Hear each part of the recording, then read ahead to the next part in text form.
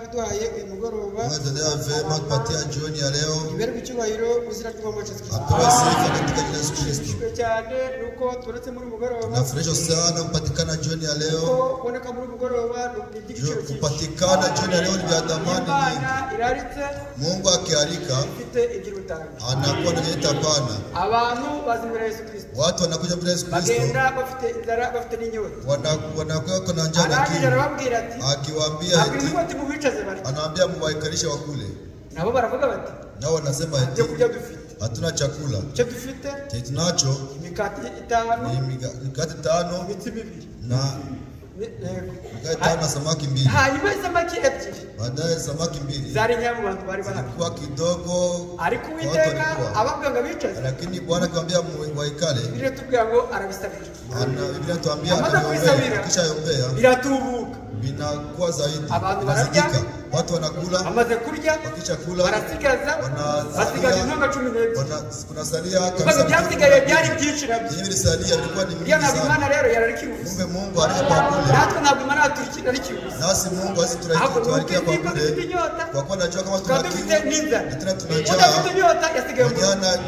Hana kiu mwenye ana njaa lakini wenye kuna kiu na njaa walikuja mbele ya mpigaji mkuu.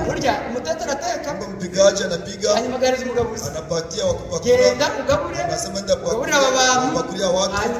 Sasa wakisha sasa wakupakulia abagaburiye bakishi bakarya bakishima wanafurahi na ule mpigaji anafurahi burya natete neza nipiga vizuri natwe Imana dawe muri mugoroba rero burya byo turi buhereze nibyo tapatia bagurutswe no gusoma amagambo y'Uwiteka na kusoma maneno ya Mungu. Nasomye mu gitabo cya Matayo, soma ndani kitabu cha Matayo 15 mstari wa 6 mstari wa 6 hadi 13. Ariko mu ijoro mu gicuku habaho urusaku ngo umukwe araje. Nimusohoke mumusanganire. Maze n'abakobwa bose barahaguruka baboneza amatabaza yabo. Abapfu babwira abanyabwenge bati nimuduhe ku mavuta yanyu kuko amatabaza yacu azimye. Ariko abanyabwenge barahakanira bati oya ntiyadupfira twese, ahubwo mujye mu bahanguzi muyigurije. Bagiye kugura umukwe araza, abari biteguye binjirana nawe mu bukwe, urugi rurakira. Hanyuma babakobwa bandi nabo baraza barahamagara bati nyakubahwa dukingurire. Nawe arabasubiza ati ndababwira ukuri yuko ntabazi, nuko mube maso uko mutazi umunsi cyangwa igihe. Amen. Turasenga. Uwiteka Mana ishobora byose, Uwiteka Mana nzima, turagushimira ko turaguhimbaje izina ryawe. Dushimishwa nuko udoreje uyu mugoroba tukaba turi imbere yawe. Turagushimiye mu izina ry'Umwami Yesu Kristo. Mwami Imana Mana ishobora byose, ndagusabye kugira ngo aya magambo ugasome mu matwi yacu, natwe tuvane mu byo kurya tugira ubugingo mu izina ry'Umwami Yesu Kristo. Byanditswe ko umuntu adatungwa n'imitsima gusa, ahubwo atungwa n'ijambo riturutse mu kanwa kawe. Impamvu gusabye kugira ngo muri mugoroba dutugishwe n'ijambo ryawe mu izina ry'Umwami Yesu Kristo. Mwami Imana Mana ishobora byose, iri jambo ryawe niritangwa dutera intambwe. Ndagusabye kugira ngo ugure bugendera abandi, nanjye ntunzige mu izina ry'Umwami Yesu Kristo. Uko byanditse ko umwigisha agabana n'umwigishwa, Uwiteka uduherereye hamwe mu izina ry'Umwami Yesu Kristo. Biro dufate ubundi tuyobore, tubane nawe tugusabye tuzi kubikoze mu izina rya Yesu Kristo. Amen. Washa kwicara. Naweza keti. Imana itugire neza. Mungu atendea vema.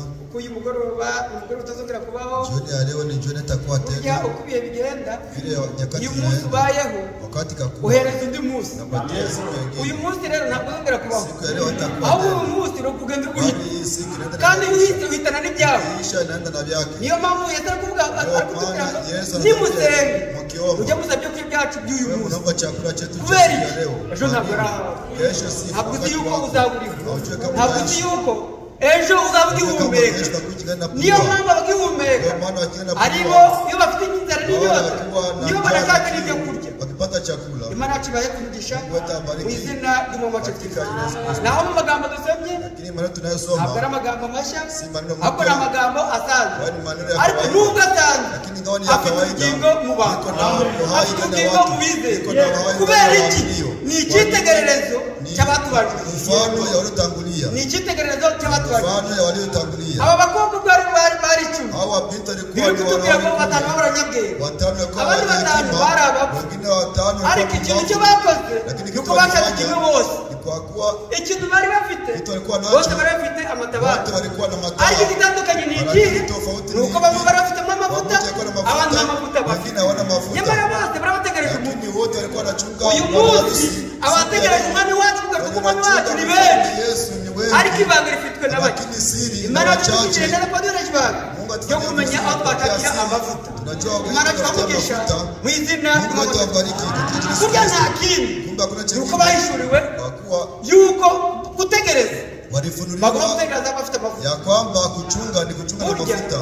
kugira ngo bamenye uko bafite amavuta, Wajue kama wana mafuta, bategereze nyamavuta. wachunge na mafuta. Byabaye ibyiringiro Iliwapatia byo matumaini kuvuga ngo ya kusema ya igihe araza hose wakati akuja, baramusanganira watamulaki. neza ku manywa, Walikuja mchana, baramusanganira watamulaki. badakenyeye amatabaza. Wakugongere mataa. Neza nijoro Walikuja usiku. buri muntu wese Kila aracana yote, itara rye wakugongere taa yake, amusanganira. amulaki. Hanyuma bari kumwe, Baadaye walikuwa bari mu pamoja, cyumba kimwe. walikuwa chumba Burya ni kimoja. ukuvuga ngo Ni kusema ya kwamba bari bategereje kimwe, walikuwa wanachunga kama ariko ibanga kimoja. Lakini siri, abanyabwenge bari babarusha ibanga. wenye hekima walikuwa wanazidisha siri.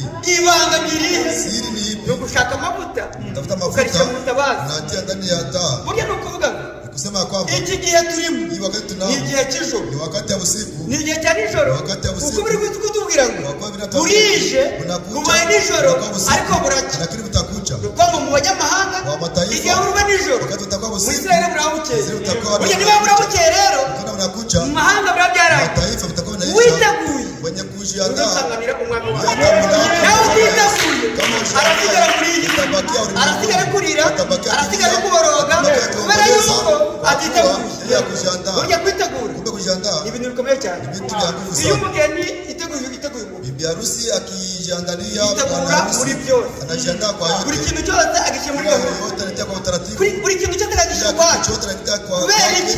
Kubera yuko yiteguye kwa kuwa yiteguye umukwe kugira ngo binjirane muri ubwo bukwe. waingie ndani ya harusi. Hanyuma ni ukuvuga ngo Sasa baadaye Bibiliya yatubwiye ngo nasema hivi, natuambia abanyabwenge, wenye hekima, umwami wacu aje, wana akikuja, umukwe aje, wana wa harusi akikuja, bata amatabazi wanakonga mataa, binjirana nawo mu bukwe. wanaingia ndani ya harusi. Abapfu nabo baraza birukanka ati nyakubahwa nyakubahwa, mwenye heshima, mwenye heshima. ariko mbere yabo Lakini mbele yake baciye amatara walikonga mataa, dore kuzimu. wanakutana anazimika. Ubwije ukuri, Nakwambia kweli, burya kugira ibanga kumbe kuwa na ni siri ibyangombwa. ni vya lazima. Kugira ibanga Kuwa na siri ni ibyangombwa. ni vya lazima. Kuyoborwa n'umwuka Kuongozwa na ni kiroho ibyangombwa. ni vya lazima. Kuko uwo mwuka Juu ile roho burya niryo banga ry'abizera. ndio siri ya Uwo waamini. mwuka w'Imana Ile niryo roho banga ya ry'abizera. ndio siri ya Uwo mwuka niwo utuyobora mu kuri kose. Ile roho ndio Nawe siri udafite ya uwo kweli. mwuka Kama ile kuko roho badafite ibyanditswe, kwa kuwa habana maandiko, bafata ibihimbano wanakamata vitu bakabishyira mu mitwe yabo, kuleta ndani ya kichwa yao, bakagenda bakiga Imana. wanaenda wanajifunza Mungu. Ubwije ukuri ngo Na ntawe kwa Imana kweli, ngayimenye. utajifunza Mungu. Ninde muntu wakwiga Imana ngayimenye? Utajifunza Mungu. Nta nubwo wayiga ngo ayimenye,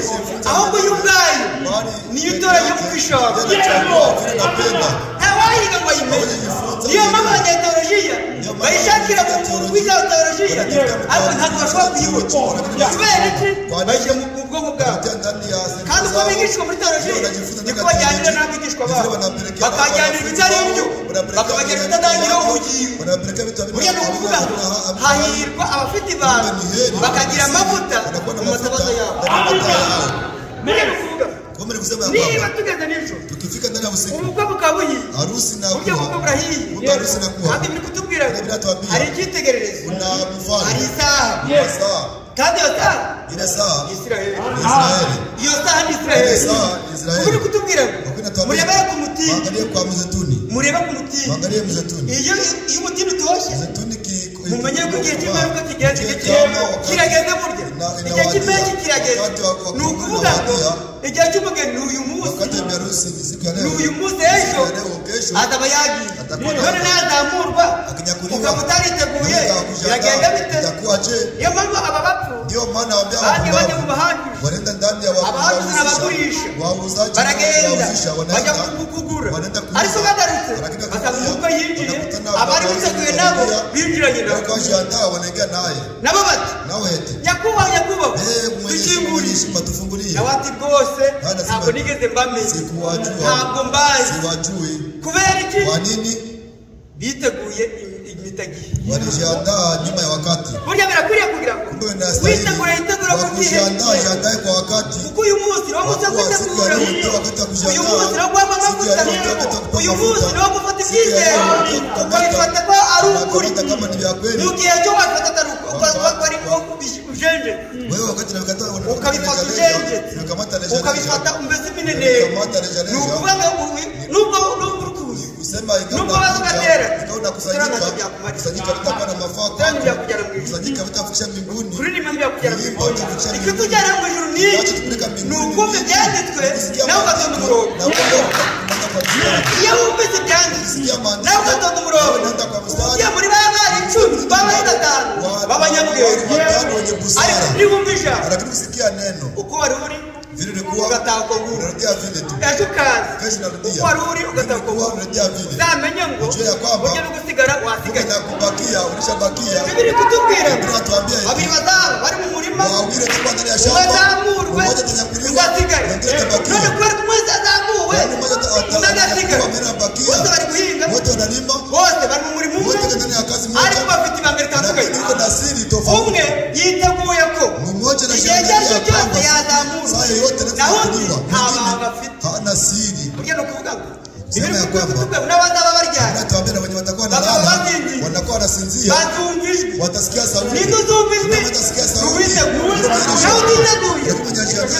watasikia sauti hapana kukaguka atenda kuamuka akabaka kuruhande ategereza kumugezi bajyana awasiye kama mwenzake yuko akutanisha enda rero buriya mubyize kumbe nikwambie witegura ni kare kujiandaa ni mapema witegura ni kare kujiandaa ni mapema uyu munsi witegure witegura mwahe tutazaburi kama kesho utakuwa kuko uyu munsi niwo wawe siku ya leo ndio uyu munsi niwo wawe siku ya leo ndio niba ari wo wawe kama ndio yako witegura na uyu munsi kujiandaa ni leo niyo mpamvu biri kutubwira mara bila tuambie ni wumve ijwi witeye sauti ya Bwana winangira umutima usifanye moyo mgumu ni wumve ijwi ry'Imana sauti ya Bwana wewe kurinangira umutima agukingura umutima wawe witeka yinjiremo asiga nawe umwe mu bazadamu na wewe kwa mmoja mmoja watajya Imana yacu bamugisha Mungu wetu abariki izina dumamocho katika jina la Yesu Kristo burya igihe ni cyango kumbe siku ni razi wakati ni razi abanyabwenge bamenye igihe wenye busara wanajua wakati abapu bayobora igihe mbavu wanasahau wakati niyo mpamvu n'uyu munsi ndio maana siku ya leo abantu bapfu watu wapumbavu baracyatega amacyari minsi wachingana waza kama wanawazia kama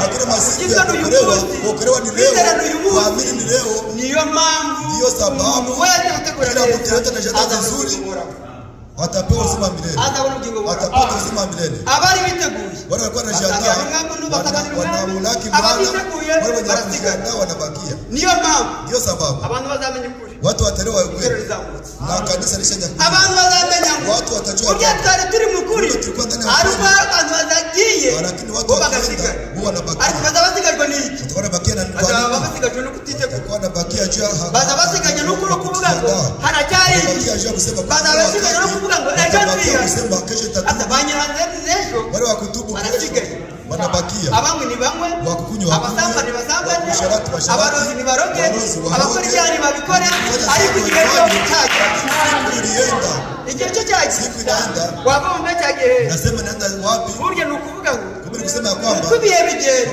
vile wakati byakigenda wakati niko no kugaruka ku mwami wacu kurudia kwa mfalme Yesu utwegere na tukaribia kurushike twizere inakuwa zaidi vile tuliamini kugaruka ku mwami wacu kurudia kwa mfalme wetu niba kutwegere kama kuna tuambia linastahili tujiandae leo amasaha uyu munsi masaa ni leo ntabwo muzareba saa si kesho uzategereza ejo utachuma kesho hautapata kitu burya ni ukuvuga ngo kumbe kusema kwamba ejo ni abejo wa kesho ni kesho bazabarejo watakuwa wa kesho ndio watakuwa na dushobora guterana uyu munsi naweza kusanyika leo ukirudi nasikia fulani ninaishi ilikuwa je yaje gusenga nenda kuomba ataje arakirudia na vinaishi ibitego byageze kama sasa kama ajiandae kwa je kama ujiandae vinakwisha ndio maana leo ndio yako kesho si yako dusoma byanditswe nanone tusoma andiko tena ibyo dushaka kuganiraho yenye tutataka kuzungumzia burya kumenya igihe kujua wakati ni ngombwa ni lazima Kumenya igihe. Kujua wakati. Biguhesha. Inakupatisha. Kumenya ngo. Kujua ya kwamba. Icyo ugamije. Ile unataka. Gukora kugihe. Nuba na utajika kukore kujitumia kwa wakati. Zamenya yuko watayika. Kama utumie kwa wakati. Kama unapotea kwa wakati, ujue kama unapoteza uzima. Tusome Abami ba kabiri. Tusome Wafalme wa pili. Ibice 5. Sura ya 5. Abami ba kabiri. Wafalme wa pili. Bagere asome. Wakifika asome. Tutaga 27. Tafika 27. Ibice 5. Wafalme wa pili sura 5. Murongo ibice 5 murongo 25. Sura 5. Turagira ku murongo wa 24. Dusome bizaryo amacuti. Amen. Hanyuma araza ahagarara imbere ya shebuja Elisa. Aramubaza ati uraturuka he Gehazi? Undi ati umugaragu wawe ntaho nagiye. Aramubwira ati umutima wanjye ntiwajyanye nawe ubwo wa mugabo yahinduraga akava ku igare rye akaza akagusanganira. Mbese iki ni igihe cyo kwakira ifeza n'imyambaro n'imyerayo n'ibizabibu n'intama n'inka n'abagaragu n'abari. Nuko ibeme bya Namani bizakomaho no ku byaro rwawe iteka ryose. Amen. Amen. Nukuvuga ngo nikusema uyu yari Gehazi. Huyu alikuwa Gehazi. Gehazi agira indonke mbi. Gehazi anakuwa kabisa anatafuta mbaya. Atafuta faida wakati ashaka kugira ngo anataka kufanya. Elisa yari yaje gufata ibyo. Elisa alikatara kukamata vile. Namani yagiye kugira ngo akiri uburwayi. Namani alienda kusudi aponye ugonjwa. Elisa aramubwira ati Elisha akamwambia nenda wibagire muri Yorodani. Nenda ukaoge ndani ya maji mara 7. Aramubwira ati naye namwambia eti kwetu mbone kuna maji mazuri. Unaniambia nende kuoga kwa maji. Watumishi wa Namani wanamwambia eti yakubwira kitu gikomeye. Alikwambia kitu cha nguvu kugikora. Haukikifanya. Kandi ugende kuyoga muri Yorodani. Sema wende uoge ndani ya maji. Wende ukafanya. Yakwe kubita makagaruka ko yara. Yakwe kubita makagaruka ko yara. Kama vile ilikuwa. Gatatu akagaruka ko yara. Ari kagaza kuri karindwi. Yiri kubitamo. Bibiri bibamye bibamye. Ile ukoma yake kapona. Kubera kuri yazanye ibintu. Kwa kwani yeye alikuwa yazanye fedha. Yazanye izahabu. Yazanye yenda. Yazanye ibintu byose. Ari kuvuga umuntu uri mu ngiri. Yamarize ibintu. Tapate vitu nilileta. Ubwije ukuri. Nakwambia kweli. Akakiza dikaguru. Wokovu kabisa hayuuzwa. Agakiza dikaguru. Wokovu hayuuziwe. Wagagura iki? Unaziuza nini? Watanga iki kumwe Bwana nini kusudi yuuze? Kuswaga harimo kubuntu. Wagahere wagata watanga iki? Bwana nini? We yaraje ati ngo ibyaje gushaka aratanga ifeza atanga izahabu atanga icyenda atanga ibintu byose abona ki apone. Ariko aramubwira ati yishima Imana. Wende shukuru Mungu. Ushima Imana gukijije. Shukuru Mungu. Ntabwo ari cyo gukijije. Ibyo waruza byose nenda. Yagiye nawe. Ndagiazi naye kuko yabibonye. Cyo alibiangalia. Yabitegereje n'amaso. Anatazama na macho yake. Kumba leta fedha, leta dhahabu, leta vazi, leta vyote. Ati rero anasema uryo ngomba kwirukana. Acha niharikishe. Agenda nkamwakira ibyo nikimbie mwenye arirukana. Anaharikisha. Biratubwiye. Binatuambia akimwitegeye. Akimutaza akimwangalia bali anasimamisha gari yake. Nama anasimamisha gari yake. Ni biki? Ni nini? Ni biki? Ni nini? Burya rero databuja abanyabuzima. Databuja abanyabuzima. Kumbe bosi wake alipata wageni. Harabaturutse mu misazi. Na watu wanatoka ndani ya milima. Baraje bagera mu rugo. Anafika nyumbani. Ananitumana eti. Upatie fedha. Upatie na mavazi kabisa ya jana asaidie wageni. Yarazi cyakoze. Alikuwa agaje usaba ibyaje usaba. Anaenda kuomba na anaenda kuomba. Atazi yu. Ajue ya kwamba Witeka Imana ari kubyereka Elisa. Yiko naonesha. Elisa wayikani. Elisa umugaragu w'Imana. Wari kwitegereza biri gukora. Yeye anatazama nini? Kubera iki? Kwa nini? Nukuvuga ngo umugaragu w'Iteka niryo cyo ry'Imana. Ndiye licho la Mungu. Burya nukuvuga. Mimi nasema kwamba Elisa we yaranyitegereza. Elisa alitazama. Naho Gehazi we. Gehazi naye ari kubona. Habiangalia. Bibiri atubwiye. Binatuambeti. Akigera imbere ye. Akifika mbele yake. Akigarutse. Akirudia. Avuye kwa kibyo nyanganya vile vitu. Aramubaza. Anamuuliza eti. Unatoka wapi Gehazi? Niko mugargo ntaona giye. Mtumishi wako sikwenda Yeye mahali. ntaona giye. Sikwenda fasi. Ubwije ukuri. Nakwambia ukweli. Abantu bakora ibyaha. Ariko bakora ibyaha. Wanajua na tena zambi. Abantu bakora ibyaha. Ariko banabizi. Na wanabichukua. Nta muntu ukora ibyaha. Atabizi. Bakubwira gutya.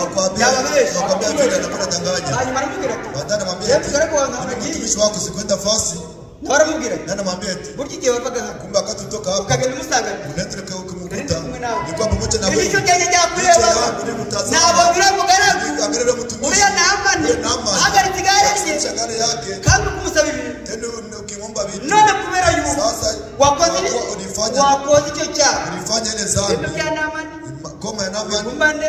N'umuryango wawe wose. Na jamaa yako yote. Burya yawe igihe. Ngomba alisahau wakati wa kuomba kanisa faida. Cyo kutwaka kuri feza. Alikutujua wakati ya kuomba fedha. Kumbe wakati ni wakati. Ari imbere y'igihe. Sio nyuma ya wakati tena si nyuma ya wakati. Ni ukuvuga ngo uyu munsi. Ni kusema siku ya leo. Kanisa iko pamoja. Asambiri kumwe. Kanisa iko pamoja. Yiro ubutumwa. Inasikia abantu bakumva. Watu wanasikia. Abantu bagasenga. Watu wanaomba. Ariko igihe bizatandukana ryari. Itakuwa bitatengana siku gani? Uyu munsi nagora ko uzasigara. Siku ya leo sasa sema wewe tabaki. Uyu munsi nagora ko uzasigara. Wewe tabaki hapa. Ariko niba yarakoze ibyaha. Lakini kama unafanya zambi. Niba gikora ibyaha. Kama unafanya zambi, yeye anachukua. Kandi tena munyabyaha bizaje imbere y'Imana. Niba nawe kama hakuna azabimenya ryari. Atajua siku gani? Igihe kizamukoze wakati wa kunyakuliwa bikikuwa. Izamurwa nirimo. Wakati azafatira na kosa byose we. Asigaye. Na kubera iki? Kwa nini? Wabibonye ko byoroshye. Uliangalia wewe ni vyepesi. Ulikamata kabila biko. Abantu bavuye cyane. Watu wenyewe kwa wakati wa Nuhu walikutojua imbuzi yatawe kabisa woni kabiwa ntabwo yarimbura Imana. Hawezi kuangamiza Mungu, hawezi kuangamiza bila kuharifu. Niba itara bikoze n'uyu munsi iyo mpamvu yohereje program kugira ngo azane ubutumwa.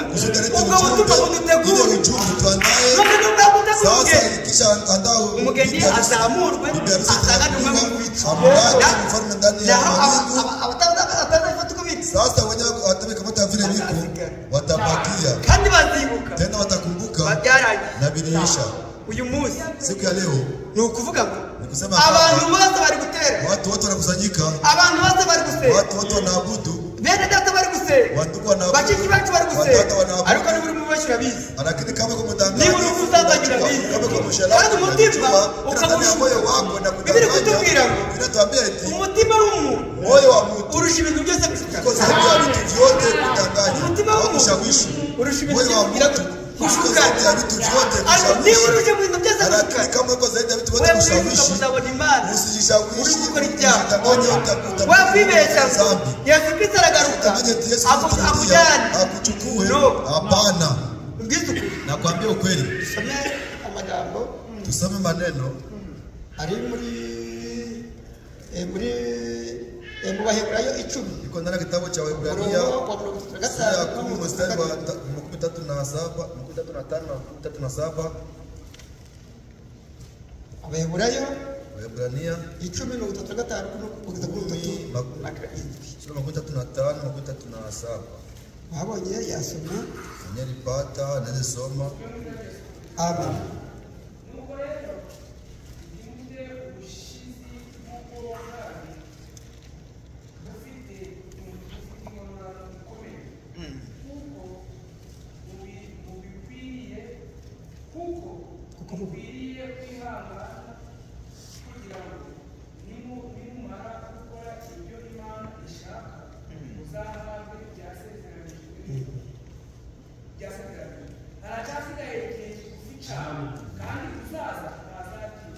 Amen. Mari kumugisha. Mungu akubariki.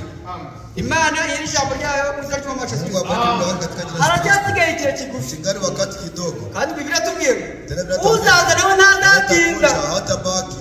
Hatazatinda. Harazazanyiki. Harazazanyingorora. Atakuja na none zambara nibande bari kuzifatira. Yabiteguye. Abiteguye. Yo babingororana. Kuko ni Imana yadusezeranije. Tena kama Mungu alituahidia, Yesu akadusezeranije. Yesu alituahidia. Akavuga ndoro nagiye. Akasema ona ninaenda. Ariko nzagaruka. Lakini nitarudi. Nzagaruka. Nitarudi. Bajani. Aho ni nani muzabaye? Nani mtaishi pale?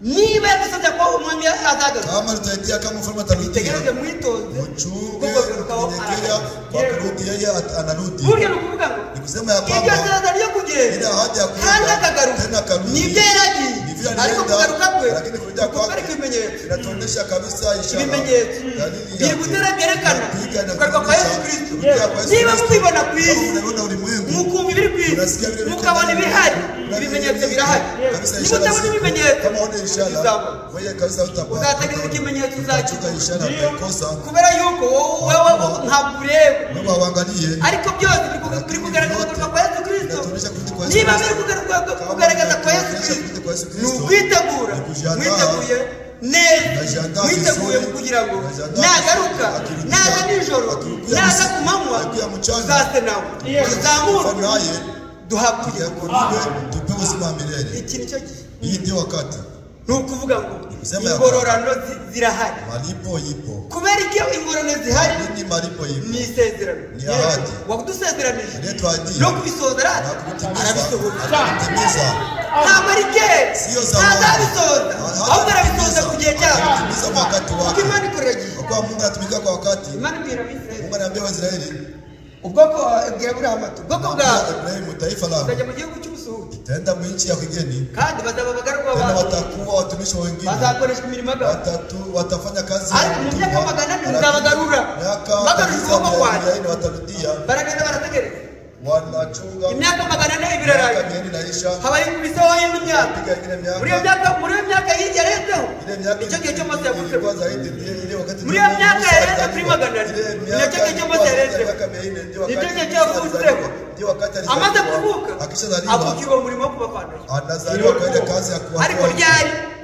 igihe cy'Uwiteka yake wakati Mungu bibikutubwira hatarenze isaha wakati bila basohoka mu kupiga saa wanatoka ndani ya Misri burya no kuvuga ngo natwe igihe cyacu cyo kuzamurwa kirageze kuliwa inakaribia Musa eti umva ngo kugenda igihe cyo kwenda kirageze wakati wa kwenda inafika kugira ngo twambuke Yorodani niko Uwiteka avuze none ntimuzarire ahubwo mufate ibintu byose biraba mufate ibyo mushoboye byose mugire n'abagenzi banyu twambuke tugenda wenzenu mukamate tuvuke tuende hanyuma yageze baadaye ilikuwa je igihe cyose bambutse Yorodani wakati yote walivuka igihe cyose bambutse inyanja itukura wakati walivuka ikibazo cyabayeho swali ilikuwa ni ugutekereza ngo ni kuanzia eti iyo twari turi hari byiza kwenye tulikuwa vitu vya msingi ikizatekereza ngo wakati wa wazee ni isi hari byiza ndio kuna vitu vizuri safari yako itaishia hapo urugendo rwawe rurangiriye safari yako itakuwa inaishia hapo naho Elisa lakini Elisha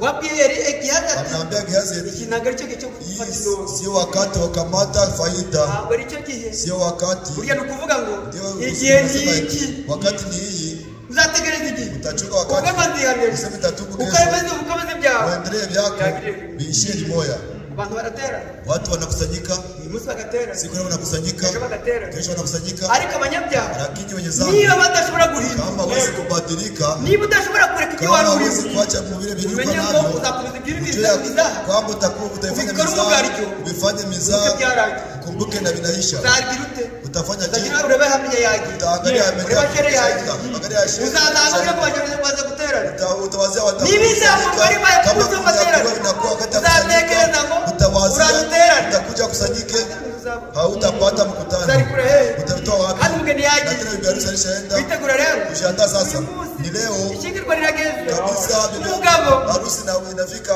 bwana harusi mugabo ajasa mume anachumba saraka saba kijana anachumba muragusaba akisha chumba ubwo mukobwa yahawe isezerano msichana anapewa ahadi isezerano ryo ati umerungo anapewa ahadi ya kusema atakuwa mke wangu naye ati hiyo burya gitangira ngo ati akiyasema ndiyo kiba yemeye ko mtamwari umugore jua anaandika igihe nikigeri atakuwa mke wangu wakati kifika zashiki nitaolewa ninde muntu wavuga zashiki nta sezerano nani mwe atasema ataolewa bila ahadi mushaki hawe hakuna ni ngombwa kugira ngo ni lazima wazabe isezerano hanyuma umara gusezerano bone utegereze kugishingira kuchinga harusi dufite dusezeranije tutajia wadusezeranije akadusezerana ubona nuko dutegereje Biblia tunachunga. Tulipewa ahadi. Unazitegereje? Tunalichunga. Nanyi ndalitegereje. Nami nalichunga. Ariko uritegereje. Unalichunga je? Cyo kibazo. Ile ndio swali. Utegereje isezerano gute? Unachunga ahadi je? Uko Biblia kutubwira. Kwa Biblia tuambia. Wirinde muri byose. Alichunga kwa yote. Wirinde muri byose. Sasa utakuwa na ahadi. Ubonye abasore uko umusore yata. Niko na kijana anachunga. Mwenye anachunga naenda. Wanagiza agafata umusore akafata. Ntabwo risezerano. Anakamata kijana mwingine anasema nawe nipatie ahadi. Igihe cy'ishingirwa zasibwe. Wakati wa mariage kweli ataoa. Hapana. Kubera iki? Yafasha abagabo babiri icyayi. Waume wawili kwa pamoja. Burya no kuvuga ngo mimi kusema ya kwamba afasha umugabo anakamata anafiti na yuko na mwingine. Twebwe rero bawe ijambo ry'umugabo. Bawe isezerano ry'umugabo. Iyo bivuyemo ugakora ibyaha. Iyo muri isezerano. Nakuna na mwingine ahadi. Kumbe kuna mwingine anakuahidia. Akakushuka ariko. Anakushawishi. Ariko kushuka gute? Sasa anakushawishi je? Usudi usipate uzima wa milele. Ule mwenye alishawishi Eva mu gihe cyo yavuye ku mugabo. Wakati Eva anatoka kwa mwanaume. Ajya ku ruhande gusa. Akaenda pembeni tu. Anapata mwingine. Urya rero. Kumbe sasa. Urya mwavuze ngo muzarye. Kumbe walisema usikule. Atiye. Ndio. Oya. Hapana. Iyo oye. Ile hapana. Uko guhakana. Ile kukana. Burya niko bari gutumye goreje. Anapatia ibilisi kabisa njia. Shetani kwa mubonye ngwao. Shetani ndipo anapata njia. Icyamba yatayimugabo. Ya kwanza anatupa Mungu. Icya kabiri yemeye kugira n'ibiganiro. Ya pili anakubali kuwa na mazungumzo na Mwenyezi Mungu wake. Anafanya mazungumzo na Mwenyezi Mungu. Ndio tatizo lilikuwa. Yapatia ahadi. Wakati na wadia usitarudie. Ahadi Mungu wetu abariki katika jina la Kristo. Tuko neno hii igihe kumenya igihe kujua au kutambua wakati. Ninde waje muri kampani? Nani mwenye anaweza enda ndani ya kazi? Anaenda kichelewa. Yake kumetoka 10 dakika 20 anachunga kupokea. Hakuna. Niba mwisi badashobora kuhema umuntu wakerere. Kupokea mtu. Ninabona ndijuru naryo. Nishobora kuhema umuntu utarabikoresha. Mtu mwenye akutumikia. Mwenye kumekuta mbingu. Nukurikore. Nikutumikia. Nukureka ibyaha. Nikuacha dhambi. Nukurikore. Ndio kutumikia. Ugasaba ngo. Unaomba. Ugafite isezerano rata. Niko na ahadi sasa. Anijyana ni. Kuna hili ariko tataka kugira ngo. Lakini naomba ya kwamba unisaidie. Biragize. Nimalize. Itegura mu kujiandaa ni siku ya leo. Kuomba shauri ni leo. Kugira ngo ubone Imana n'usundi upate Mungu ni leo. Na uyeje. Sasa kesho si wakati wako. Turasoma magambo. Tutasoma maneno.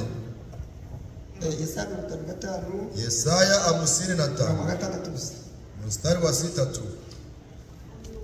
5:6. Yesaya 55 mstari wa 6. Kutubwira amagambo meza. Natuambia maneno matamu. Biro kutubwira. Amen. Amen. Nimushake Uwiteka igishoboka kwabone. Nimumwambaze ati umunyabyaha nareke ingeso. Ukiranirwa areke ibyo yibwira. Yego. Agarukire Uwiteka. Nawe aramugirira ibanga. Agarukire Imana yacu kuko izamubarira bose pe.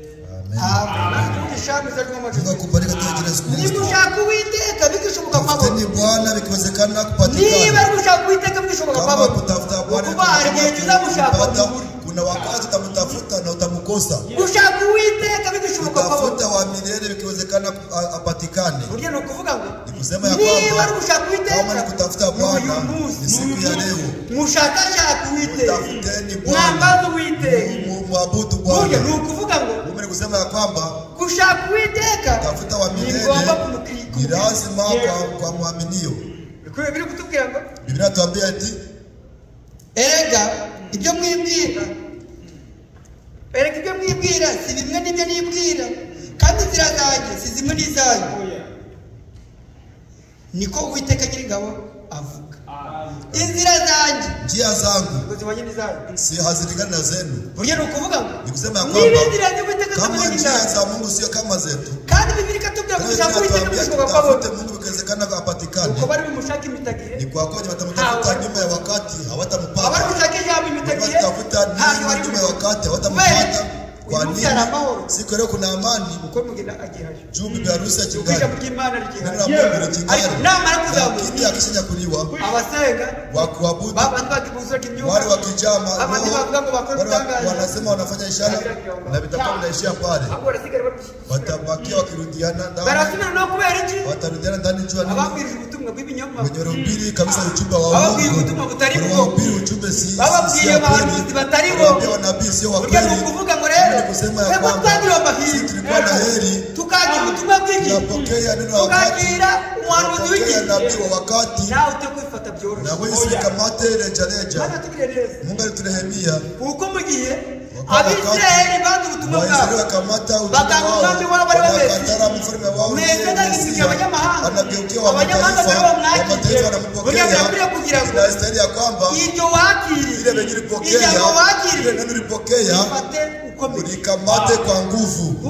iryo jambo ryari kuzuza Kwa kuwa lile neno ndio litakufufua. Wakati hakuna fariki uzumva iryo jwi utasikia lile sauti. kubera iki Kwa nini? uza warasinziranye Utakuwa ijambo ry'Imana. unasinzia na ile neno la Mungu. uza warapfuye Utakuna fariki. ariko warizeye Imana Tunaamini warayizereye ku gihe Tunaamini kwa wakati. uzagira amahirwe Utakuwa na heri yo kuzamuka ku rugingo ya kunyakuliwa, unapewa uzima wa milele. dusome igitabo cya Yohana Tusome kitabu cha Yohana ibice 4:23 sura 4 mstari wa Yohana ibice 4 Yohana sura 4 ibice 4 umurongo wa 23 mstari wa 23. Yohana sura 4 mstari wa 23. waboye asoma Anyalipata anaweza kasoma. Amen.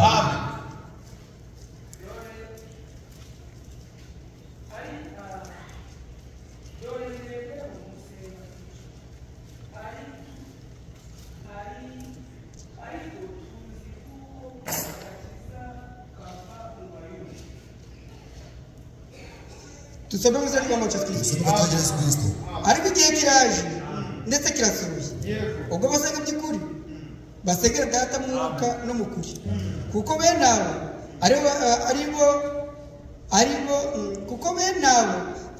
bamusenga amen. Iki ni igihe umwami wacu Yesu Kristo yari kumwe n'Umusamariya. Hii ni wakati wa Yesu Kristo alikuwa pamoja na Msamaria. Ili kutupa hari sasa. Biblia tuambia ni ilikuwa ni wakati wa saa sita. Anaambia Samaria kazi ati ahati wame kumazi. Nipatie kumaji. None sije kurukuza mazi. Sasa mbona unanomba kwa maji? Hata kaburu Muyuda. Inakuwa ni naje na wandu Msamaria. Tuhurie hehe. Tunakutania wapi? Duhurie. Tunakutania wapi? Harukati nyamara. Anamwambia lakini yabaye warumenye ugusabye mazi waje. Unajua anayekomba maji ni wakamuhaye. Ningempatia. Uko nanje mfita maji. Kwa nami nina maji. Naguhereza. Ningekupatia. Hautakuwa na kiu tena. Nawati. Nayeti. Unakuri libarile. Iche mchemu ni ndefu. Anacho kufika kwa cha kushotesha. Aje wayakureza. Sasa tawatoa wapi? Baraganira. Walikuwa nazungumza. Bakaganira. Wanazungumza. Alikuwa kumwereka yuko ntawo mazire. Akimuonesha kama hawakutane. Naramubwira. Na namwambia eti. Rero kuja mu bwana tumazi yaje. Nipatie maji yako. Yemye kubwiye ujya kuzana umugabo wawe. Wewe tukarete bwana yako. Nuza umugabo wawe. Leta bwana yako. Naguhereza kumazi yaje. Nipatie maji yako. Naramubwira. Na namwambia eti. Sina bwana. Ayitegereje neza. Tazama vizuri. Umwami wacu. Mfalme wetu. Atakubwira vugisha. Anakutana yule Mungu anasema ukweli. Anamwambia eti. Unasema ukweli kabisa. Hauna bwana. None ufite umunsi. Na mwenye uko nawe sio wako. Yumva aratanga. Anasikia anafanya ishara. Atangajwe niki? Anashangazwa na atangajwe nuko bamubwiye ngo. Anashangaa ya kuwa mwambie. Mesia Atafunua atafunua vile vinafichwa. Aliruka. Anaharakisha. Yeye mzee kwa nini? Kuje muangalie kama ni yeye. Kuje muangalie. Amwijanje byose. Anambia yako yote. Ariko cyangwa dushaka kuvuga. Lakini cha lazima tunataka kusema. Nuko kwimenya. Kwa kujitambua. Ukamenya kuri umunyabyaha. Unajitambua kama mtu mwenye dhambi. Kile mtu anataka. Wamara kubimenya. Kisha vijua. Unapiga magoti. Naho tubire tuke. Hapa vile tuambie. Igihe kiraje. Wakati na ndetse kirasohoka. tena ubwo basenga by'ukuri. Wanaomba harisi, wanaomba baba. Bazamubona na bae. Na basengera mu mwuka. Kandi bakamusengera. Wale wanaomba ndani ya kiroho na ukweli. Uzimama wanyati batazamuona. Unajua sababu wenye madhehebu watampata. Wanaomba ndani ya kiroho wanaona ukweli. Wanaomba ndani ya kiroho wanaona ukweli. Wanapewa karama. Bakakiza wanaambia ariko ngoja nta na lakini hawana ni ukweli. ukuri ikintu kiri ngombwa Kitu cha lazima ni ukuri ni ukweli kandi n'umwuka tena na roho. ufite kimwe Kama una kimoja byaragiye ntacyo hakuna potea naona kitu. ni umwuka Ni roho. kandi ukabwira n'ukuri Tena unakuwa na ukweli. kuko niba ufite ukuri Kama una ukweli burya ufite n'uwo mwuka kumbe na ule roho. kuko ntabwo wagira umwuka Huwezi kuwa na roho udafite ukuri na una ukweli. niba ufite umwuka Kama ntugira una ukuri roho naona Bize kama ukweli. Unaamini kama jamaa zao. kuko bizera umwuka cyane Jua wanaamini roho sana. Wanajua kama kusema Ariko kuzabagenda itapeleka bazi ko gukora ibitangaza kama kufanya ishara ariko bizatubazabwira itawapeleka ndani. ariko twe tuzi yuko Sisi tunajua kujya muri kwamba ijuru kwenda ni mbinguni ugukurikiza mu by'Imana ni kufuata neno la Mungu. aya magambo Hii maneno biri kutubwira vinatuambia eti iwo mwuka ndio roho kandi ubwo bugingo tena ndio uzima. niko Yohana wari Yohana anasema ndani kitabu cha Yohana. aya magambo babwira Haya maneno ni waambia wo mwuka ndio roho kandi nibwo bugingo ndio uzima. udafite ijambo rero Mwenye neno mwuka sasa afite byana hana roho hana uzima. mana cyumugisha Mungu atabariki izina ry'umumata katika jina la Yesu Kristo. ariko igihe Lakini wakati ni wa lazima. kumenya igihe Kujua wakati cyangwa ni vya lazima. kuko Kwa kuwa umuntu wese yarata igihe mtu yeyote akijua wakati igihe akimesha igihe akasahau wakati na linakwisha. abari hano bavuga ngo Mjiko hapa anasema eti igihe ni amafaranga wakati ni pesa. umenye Ujua ya kwamba no kumenya Imana na kujua Mungu ukayimenya ku gihe unamjua kwa wakati unakuokoa. ukayimenyera ku gihe Unamjua kwa ukamenya wakati mu gukora neza unajua n'iki kama kufanya vyema ukamenya ni mu siku ya rukundo leo. gukunda mwene data n'iki Unapenda kupenda ndugu ni leo. kuko Kwa kuwa ab'iki gihe wa siku ya leo bizeye wakiamini barabona ubugingo hawajapata niyo barabona ndio watapata uzima ariko wa se milele. utizeye Lakini kama waamini akakomeza akavuga unaendelea kusema itakusanyika byagenda tu. gute Itaenda je? turakomeza Itaendelea. turasoma Tutasoma. turasoma Matayo Tutasoma turasoma Mathayo. turasoma Matayo 24 Mathayo 24 32 na 33 32 33. tugenda tugusoza kandi Tutaenda tukimalizia tena.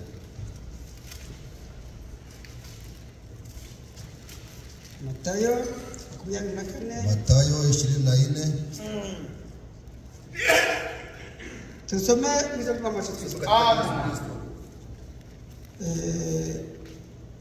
murebere ku mutini niwo cyitegererezo ishami ryawo iyo ritoshye ibabi bikaremera mumenye yuko igihe cy'impeshyi kikiri bugufi nuko namwe nimubona ibyo byose muzamenye yuko ari hafi ndetse ageze ku rugi. Biblia tubwiye tuambie murebere ku mutini cyo mwangalie kwa mutini ndio twavuga tuti Israeli nicyo cyitegererezo Israeli niyo daya none nukuvuga intambara barimo vita biko ndani iri kwerekeza kugiye buryo inaonesha intambara barimo vita biko ndani iri kwerekeza inaelekeza kugiye kwa wakati kubera iki kwa nini abantu bose watu wote amahanga yose niyo yarabira yote naangalia ari kuvuga anasema eti mwashata amahoro mtafuta amani ariko bakavuga amahoro lakini wanasema amani hakuna amani boko bari kuvuga bati wao wanasema eti kwa kwisenda na twa sisi hadi tulipewa nukwisho hari kwa kuwa alicho kandi ko bisha abantu bacu waliwa watu natwe ngomba kugira ngo nasi lazima tuwaue zikice kishobora kuvamo unajua kinatoka ndani hashobora kuvamo intambara y'ise gatatu unaweza toka vita ya gatatu ile ishobora kubaho mugira tazamu hawezi kuwa bila bibi harusi kunyakuliwa iyi ntambara y'ise gatatu ile vita ya ulimwengu nta mugeni uzahura nayo hakuna bibi harusi nayo kwa nini kwa bitubira nari sana bya kabiri reraje ariko ya gatatu naza kunaisha lakini ya tatu ibyo shano niyo ntambara y'ise ndio vita ya ulimwengu buriya no kuvuga ngo rero ni kusema ya kwamba niba bo barwana kama wale wanagombana wakitegemea wanachunga Mesia anakuja na gombana kama vile kuna gombania wanagombana vita yao lakini wanajua ya kwamba Mesia atarudia awagombanie buriya no kuvuga ni kusema araza kubarwanirira kuja kwa gombania abanyamanga ryazamuwe taifa araza kubarwanirira kinyakuliwa nta mugeni kirano atakuja kwa gombania bibi harusi yazamuwe ni karibu aribwereyo abarwanirira ariko mbere yo kubarwanira mbere yagombaniye atuma abahanuzi anaweza kutumana wanabii atuma abahanuzi atatuma wanabii kubera iki kwa nini kubera yuko Kwa kuwa ntabwo yakora igikorwa atabanje hatafanya kazi bila kuarifa Cheki Mose na Eliya ndio wakati Mose na Eliya barabara kuvuga ngo watakuwa nasema eti rero burya sasa nata imana mlitupi byagenda kugenda ilikuwa hivi na dore ana hari wa hapa kulikuwa kwenda dore ana ameze hapa kulikuwa hivi burya no kuvuga ngo bakagora ku butumwa bwa kera watarudia ujumbe wa zamani ariko barabagarura watarudisha na igihe rero biki wakati hii hakuna wengine abantu barategereza watu watachunga abantu bararirimba watu wanaimba ariko burya lakini uko tugenda imizi igenda tunaenda na masiku naenda uko abantu bose bagenda watu wanaenda bakaza gusenga wanakuja kwa ejo bagategereza ngo baziha wanachunga watatubu kana mubwira ikimenyetso acha nikwambie inshallah ikimenyetso cyo kutabara iki ishara ya uzanywa inzoga utakunywa pombe uze wihana kuja tubu numara kwihana kisha tubu twese tuvuga tuti arihana sote tuseme ariko ntugende lakini ukienda uzayisubiraho utairudia icyo ni ikimenyetso cy'uko ishara ya kwamba kumbe wewe bado hujasamehewa icyo ni ikimenyetso cy'uko ile ni ishara ya kwamba utegereje kumbe hauchunge mbingu burya ni ukuvuga ngo kumbe ni kusema ya kwamba umuntu wese kila mtu yeyote anajielewa ni ukuvuga ngo ni kusema niba wihana kama unatubu ntureke na utaacha burya ni ukuvuga ngo kumbe ni kusema hautegereje hauchunge mbingu niba uza buri munsi kama unakuja kila ukajya imbere y'uwiteka mbele ya Bwana ukihana unatubu mana mbabari Mungu nisamehe mana mbabari Mungu nisamehe hanyuma wagenda Unarudia, ugasubirayo unarudia tena. kumbe wewe kusamehewa niba utarababarira kama hujasamehewa ntabwo utegereje hauchunga mbingu uzategereza utachunga uzahembwa hautapata uzahembwa hautapata uzaziririmba bado utakuja cyakora hivi uzaza ubwirize utakuja uhubiri kama mhubiri hanyuma ucyure ibyo uende na Biblia ingorane zawe malipo yako zazaba ziba itakuwa ni ya ulimwengu. satani ni mubi Ibilisi ni mbaya. kubera iki? Kwa nini? Akwizeza amahoro. Yeye kabisa anakwambia amani na hauna. Akwizeza ibyiza Kabisa yeye anakuja mema na hana navyo. Ibyiza biri he? Mema yuko wapi?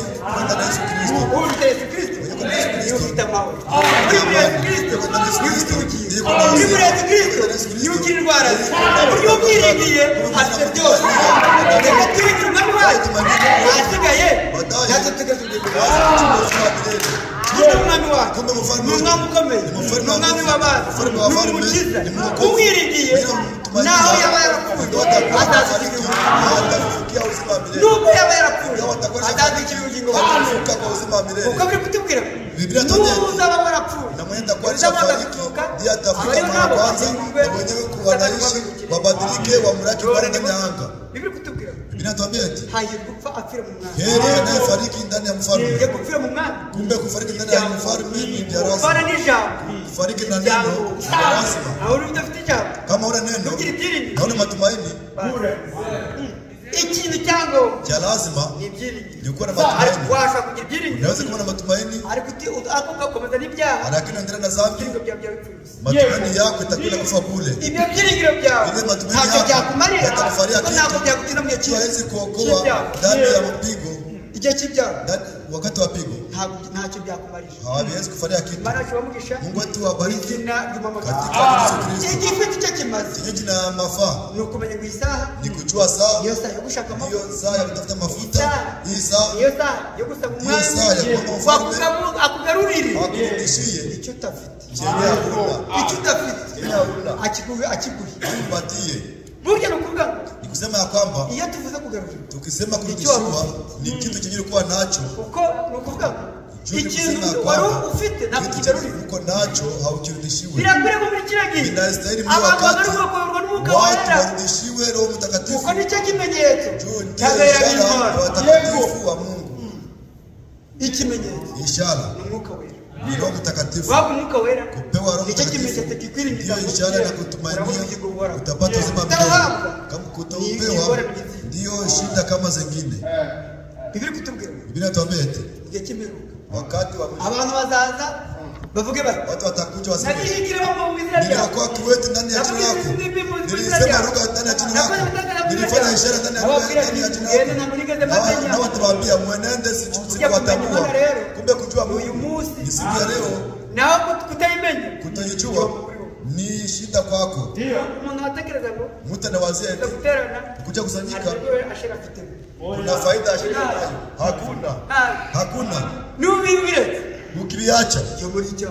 kabisa ni mambo yako. Niba Venus utaje gutera. Kama Venus anakuja kusanyika. Naomba. Niba runaka avuze ngo kama mtu fulani anasema sinaje mu kisomo cya Luka. siwezi kwenda ndani ya kisomo cha mtu fulani. Mtu fulani iko na mbingu na ndani. Hakuna. Ahubwo iki gifite cyo kimaze. Nukuza guterana. Ariko ufite n'ijambo ry'ukuri. Yego. Ufite ibyiri. Na una matumaini. Ukavuga uti unasema kwamba ndagiye imbere y'Imana. Naenda mbele ya Mungu. Kandi ujye kwisaba. Tena inaenda kuomba na nguvu. Nta muntu n'umwe. Hakuna mtu mmoja aliwahi kumuomba akose kumpatia. Ahubwo biri kuvuga ngo bali vile tuambete. Mnaomba vibaya na hamtapewa. Kwa nini mnaomba hamtapewa? Ni juu mnaomba na dhambi. Kwa kama mnamuomba na kuasi. Lakini tuombe na Bwana na kupatia. Na wewe mahali unaenda unasema mtu fulani kabisa na waaminio. Ushuhuda ni wako. Ushuhuda bwa kabiri na abatuye. Ya pili ni wa jirani. Nubona mtu yavuga. Ukiona jirani nasema hivi. Wewe unaabudu na mtu fulani. Mtu fulani, mtu mbaya. Mtu gute? Kwa nje azakubwira. Atakwambia. Ariko bana baraguterana. Aziko ari anajua kama yuko ndani. Kandi bandi babarikuvuga bati uyu muntu yakoze ibi. Uyu mtu alifanya vibaya. Ndiye nukuvuga ngo kusema hivi. Unakuna shidanganya. Kwa mahamya barikuvuga bakubwabirije ibintu bibi. Yego. Vitu vibaya. Mutima wawe rero wako sasa. Usikushawishi. Tekugushuka. Usikushawishi. Yobora kuvuga. Yobo anasema ukifanya mema utwaye Imana. Habifai. Yose nukora ibi. Yari kitwaye Imana. Ukifanya vibaya. Kubyiza ukorera mugenzi wawe. Ndio unafanyia mtu mwenzako. Nuko inyungu nizangira mugenzi wawe. Faida ni zangu na mwenzako n'igihombo. Na guhomba. N'igihombo cyo mwakora. Igihombo chenu. Buriya kuvuga. Ni kusema kwamba kufanya mema. Ni kufanya mema kwa wakati. Abantu bararashe. Watu walikuja. Neno. Turamenya. Tunajua. Twamenye neza yuko ibyo yavuze ari ukuri. Nilisema ni ukweli.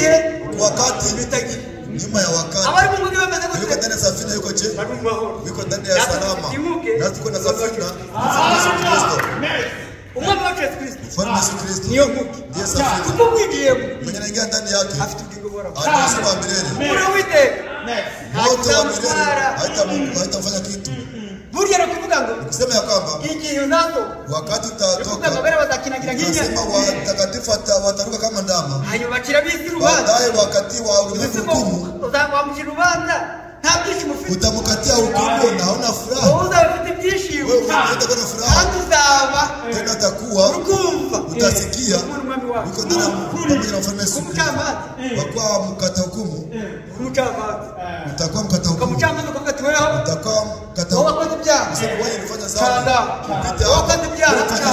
pita hapa wewe ni kuvuga ngo nikusema wewe utakuwa ndani ya furaha ndani ya harusi ni furaha burya kumbe abatu bakije wenyewe tutangulia bakoze ibintu bikomeye walifanya kazi ya nguvu. Ukisoma Mathayo 13 unakwambia walimaji. Walimaji walikuja asubuhi, walifanya kazi, ukipita saa akatafuta wengine, nao wanakuja ndani ya shamba, wa mwisho wa jioni anafanya saa moja, anafikiri washangazi ni kwa kuwa walipo mmoja, walianza wanapiga walianza fasi ya nguvu. Asubuhi ilikuwa ni fasi ya nguvu. Unajua kukutupia ndani ya moto. Unajua kutupia ndani ya shimo. Lakini sasa nakwambia kwa sababu ya amani ni kutembea kwa salama. Ni saa ya jioni. Ni saa moja tu. Lakini ni vile vile. Amena. Mkashukuriwe. Kwa sababu moja. Alitupatia vile vile tunaweza. Na wewe kumshindwa sasa ni shida. Saa moja unaishindwa. Walimaji ilikuwa je? Mkuje sana nafika ya kulipiwa. Kuja mara ya mwisho nani? Kuja. Na wewe wazia wa kwanza anaanza kulipa ule mwenye alikuwa nyuma anafanya saa moja. Na bwana saa. Unatulipa saa moja au ile kwa saa moja. Yetu tunazungumza scenario moja. Sasa sichukue vyako. Arakira chukua vyako. Arakira nifanya mahali ya nguvu. Fasi ya nguvu. Nakwambia ukweli. Kukwambia uende kuwinda kabisa njua. Na wewe uruke nayo. Unaruka nayo ilikuwa ni nguvu. Mtakwambia uende kutafuta huwa. Ndio itakuwa ni zabihu. Ilikuwa ni nguvu. Lakini tunashukuru Mungu kwa kuwa Mungu atoa vile vyote.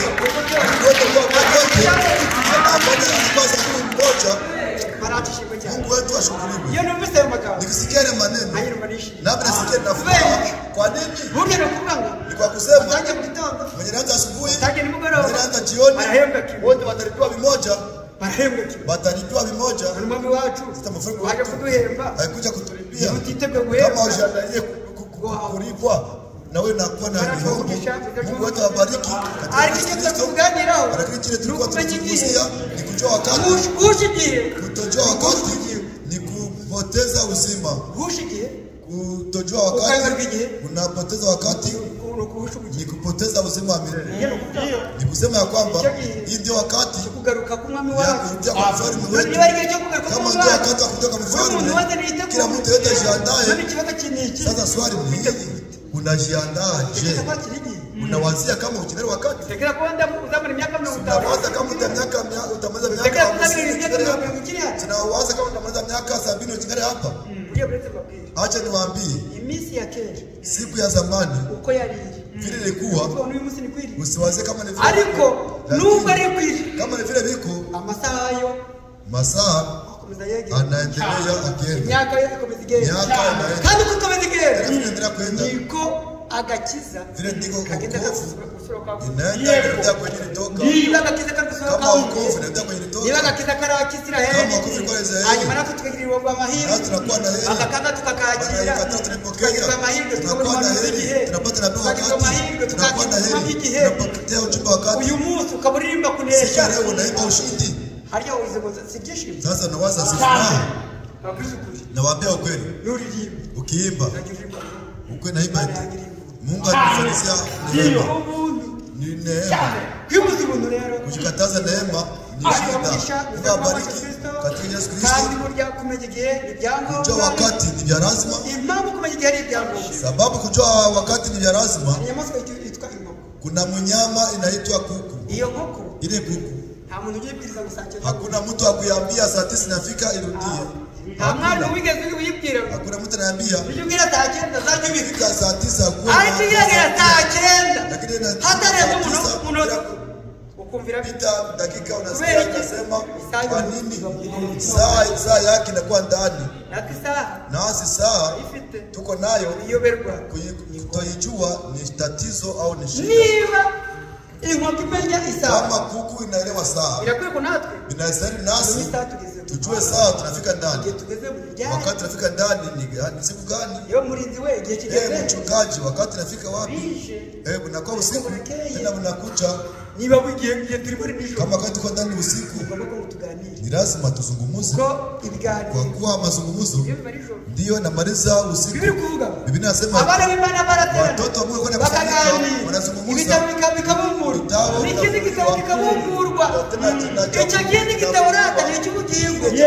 cha uzima. Harakira hili ndiko ndani wenye napata uzima wa milele. Kile kitabu cha uzima. Mungu atawabariki katika Yesu Kristo. Ilikuwa ni mazungumzo tu. Ni kuzungumza lakini kusudi tuelewe wakati wa zamani walikuwa wanatumikia kwa wakati. Wanajua kama wakati nawadia.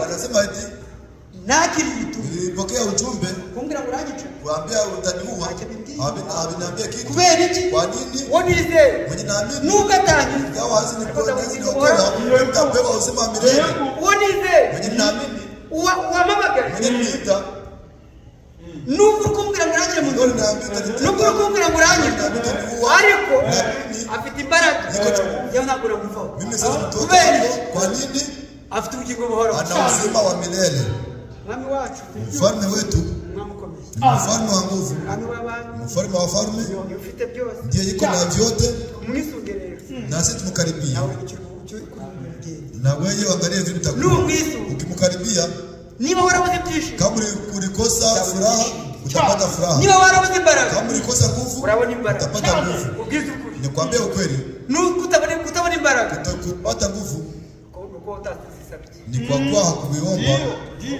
wewe omba kwiteguye kuguhereza yeye anajiandaa kukupatia wote wabariki katika Yesu Kristo dushoreje tunamalizia hapa ariko tutatukuva ku gihe tunasema kwa wakati igihe ni icyangombwa wakati ni ya lazima igihe ni igihe ni iki wakati ni cyo gushaka mu maso ya kutafuta ndani ya macho igihe ni iki wakati ni wapi cyo wakati ni gusenga ya kuomba Mungu mubwije ukuri nakwambia ukweli kudasenga kutokuomba ubushije ni kupoteza wakati abantu watu turavuga tuti muri Amerika tunasema huku Amerika ariko muntagiye Amerika hakuna wakati n'uburi gihe cyo gusenga sasa kama unakosa wakati ya kuabudu inakuaje kuko nudasenga kama uabudu Mana zakureka Mungu atakuachilia abindi hakuna wengine ntabwo uzavuga ngo utasema ariko munakiri impano sasa nilipotea nabii ariko nakirisha naombe ariko utari gusenga nilipokea ujumbe na uombe ikintu kigiki wakati ni kupoteza wakati ni tatizo nayo Mungu atawabariki katika Yesu Kristo